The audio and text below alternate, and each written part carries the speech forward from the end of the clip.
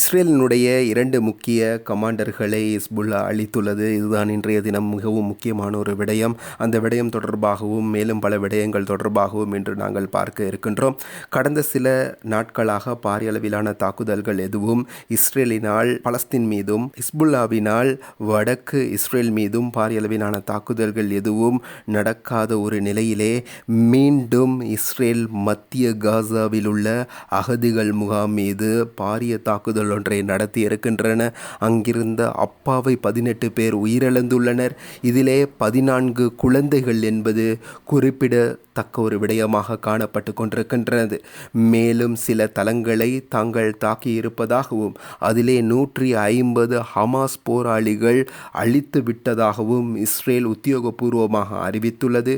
மேலும் பல அரண்களை தாங்கள் அழித்து விட்டதாகவும் இஸ்ரேல் தெரிவிக்கின்றது. ஹமாஸினுடைய இது வழமையாக இஸ்ரேலானது இவ்வாறான ஒரு கருத்துக்களை தெரிவித்து வருகின்றமை குறிப்பிடத்தக்கது.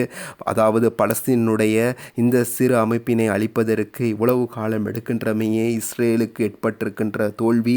அது மட்டுமல்லாமல் இவர்களுடைய தரவுகளிலும் பல்வேறு சிக்கல் நிலைமை காணப்படுகின்றமை தெரிய வரும். பின்னால் உள்ள பல எமது தகவல்களை நீங்கள் கேட்கின்ற பொழுது இந்நிலையிலே இஸ்ரேல் கைவத்ததை அடுத்து ஹிஸ்புல்லாவானது சும்மா விடவில்லை. இஸ்ரேலினுடைய முக்கிய 2 கமாண்டர்கள் மீது தாக்குதலை நடத்தி இருக்கின்றது.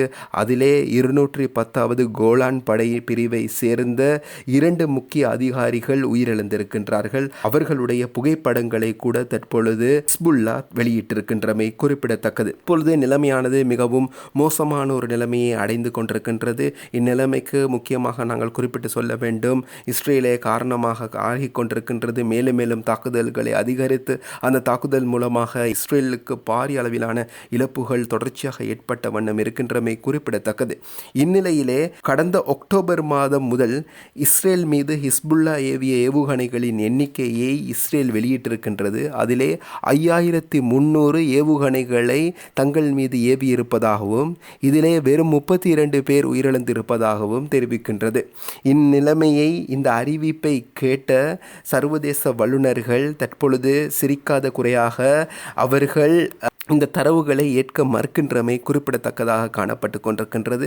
அடுத்த பக்கம் அவர்கள் குறிப்பிடுகின்றார்கள், இவர்கள் 32 என்று இவர்கள் குறிப்பிடுவார்களாக இருந்தால் அதன் இழப்புகள் பன்மடங்காக இருக்கும் என அவர்கள் தெரிவிக்கின்றமை குறிப்பிடத்தக்கது.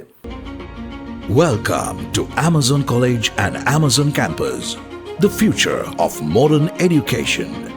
We are a TVEC registered institute collaborated with many international universities which are recognized globally and by the UGC. Amazon College provides high quality of diploma, HND, degree and master programs. For more details, Amazon College and Campus, 294 Galle Road, Colombo 4, Sri Lanka. Visit www.amazoncollege.lk.